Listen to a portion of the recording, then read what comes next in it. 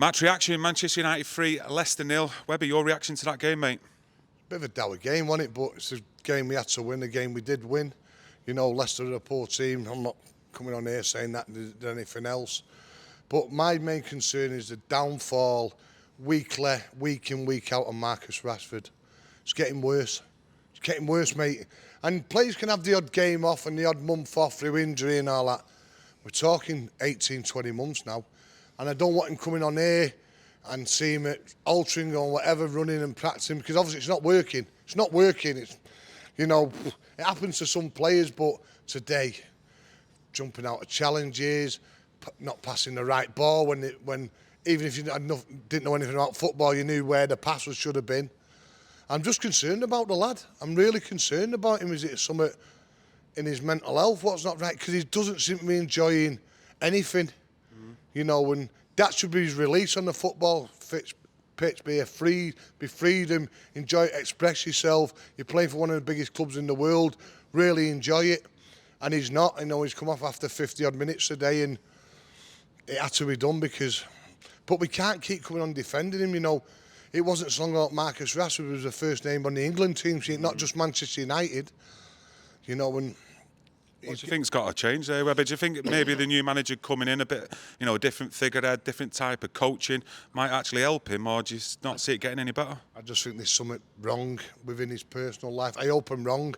You know, if you need to speak to Marcus, speak to someone, Marcus. There's people out there who can help you. You just don't look an happy young lad. You know what I mean? He should have the world at his feet. He's a great footballer on his day, and I don't believe this. Sorry about this, Kieran.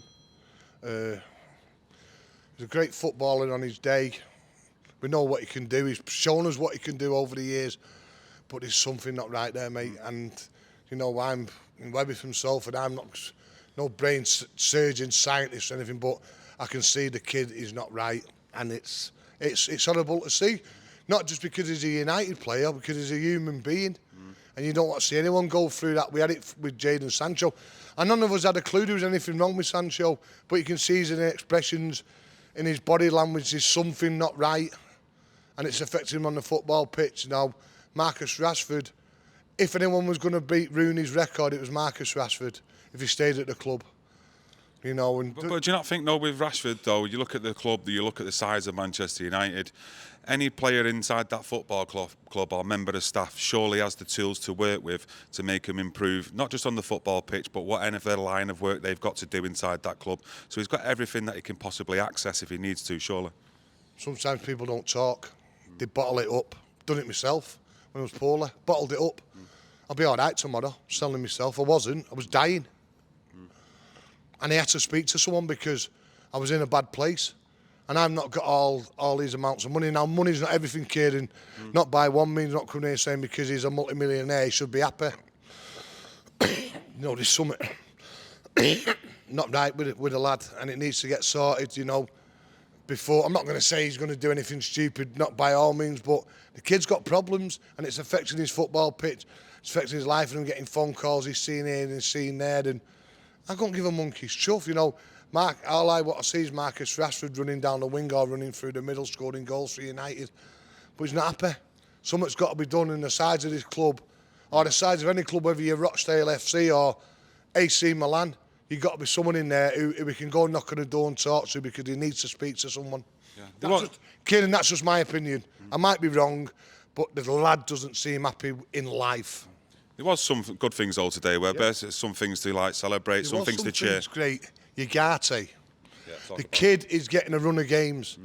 Now, if you play one, you're out for two. You play half a game, you're out for 1.5. Run of games is what we've needed. You know, the fruition is coming now on the pitch that the kid is immense. And for me, he's got to play every game now if he's fit. You know. The one thing for me, Webby, what excites me, especially seeing his recent performances, is when Webby O'Neill comes back, where he's got that steel Ugarte and he's got that pace to get round the pitch, so Webby can do his thing in the attacking areas as well. It'd be nice to see, you know, it'd be nice to see that. I know I've heard that Kobe's not far away now. Probably have the international break, he'll be back amongst the mix. And we've missed him.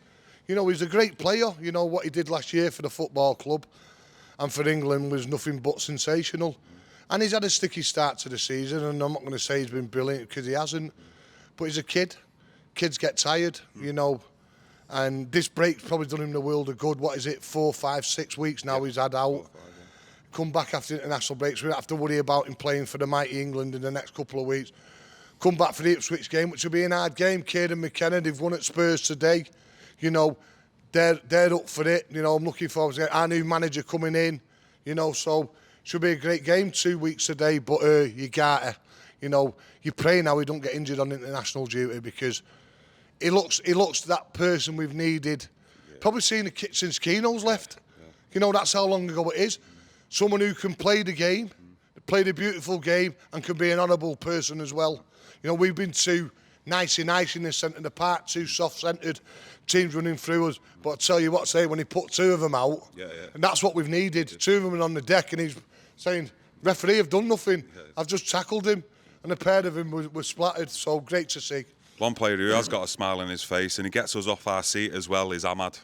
Yeah, you know, we've been saying it for ages, you know. He runs at players. And I seen a comment the other night by that football genius, Robbie Savage, and the BT Sport, however they called people, saying Ahmad, it was the most 7th most successful dribbler in European competition this year. He's not even played hardly. So imagine if he had played, he'd probably been number 2. And the commentator was trying to laugh it off by saying, why is he so happy? Why is he putting on his social media that he's 7th? Well, I'm sorry, but if he would have played another 3 or 4 games, he'd probably be 1 or 2. He excites you, he runs at players, he makes things happen. You know, today I thought it wasn't his greatest game, especially in the second half, but I just think it was a dour game. Leicester didn't have any tools to attack United at 2-0. They had a couple of half chances, but United could have just gone up to the end and up the pace and scored at any time, which they did with a great 3rd goal by Garnacho. But Ahmed, you know, we know what Ahmed's about. Me and your dad's been singing his praises, and not just me and your dad, a lot of United fans, that he deserves to start. And I'll be disappointed if he doesn't start at Ipswich if everyone's fit 2 weeks today. Yeah, Bruno Fernandes, 250 appearances now for Man United. Got on the score sheet today, Webber. Do you think it was an improved performance by Bruno today? I thought he did okay. I'm not going to say he pulled up trees or anything. He scored a great goal. You know, we thought he scored his 2nd, but the defender kicked it in. Oh, you know, Bruno's going to battle for you. If you know if he's not going to have a great game, he's going to give you 100%. Now, I wish some of the others did that as well. You know, who aren't having a great game, just battle. But a big praise today is for the kid, and we spoke about it before, saying he could be one of our best buys. You know, he's looked good at, yeah, you know, he looks so cool on the ball. You know, he just looks an all-round great player, like he's been playing here or in the Premier League quite a few years. You know, you don't play for Bayern Munich if you're the duck egg. Simple as that, you know what I mean? There's a few duck eggs knocking about in our team who are getting away with it, but he's played at top teams, you know, and when players come back in, and if we go to a free to back, I think someone like him with a wing-back system will suit him really, really well. So, you know, fair play to him. He's come in. He's had that bit of the art thing where he was talking about he could be out for months, and it could be the same as Aguero, and you're thinking, Christ, with our look at full-backs, but no, can't knock him. I think he's been Dennis Irwin-esque, like 8 out of 10 every week. And I like that, you know, when he seems to have fitted in here quite well. And like I say, long may it continue, but I'm really pleased for him. Yeah, I agree, Mazraoui, Mr. Consistent at the moment. Last words, though, on Ruud van Nistelrooy. Do you think he steadied the ship? Would you like to see him back in again? Will he actually stay in some sort of capacity under Amorim? I just seen him walking off at the end, and that's thanks, I'm going. Which I'm upset about, but that's in football. Teams, managers now, they come in teams, they bring their own. And his statement, I'd like to come back and manage Manchester United one day. Don't think it's helped the situation, but I think he's been told that he's bringing his own team. I don't think there's no bad feeling, bad blood about anything. But the thing is, one day he may come back here. You know, we all know what Ruud was like as a player. I loved him. Best centre-forward I've seen in my life. The best ever. You know, when he's coming, he's out of the 4 games he's had, he's won 3 and he's drawn 1. A bit more luck against Chelsea, could have had 4 out of 4. Then you're thinking, did we need this new manager? And fair play to Ruud. But the way he walked off there, that was a good buy-in. And I do hope he comes back one day, Kieran, because Ruud van Nistelrooy loves Manchester United Football Club, and that's what you need from your manager. You need someone who understands the club, who loves the club, who knows what it's all about.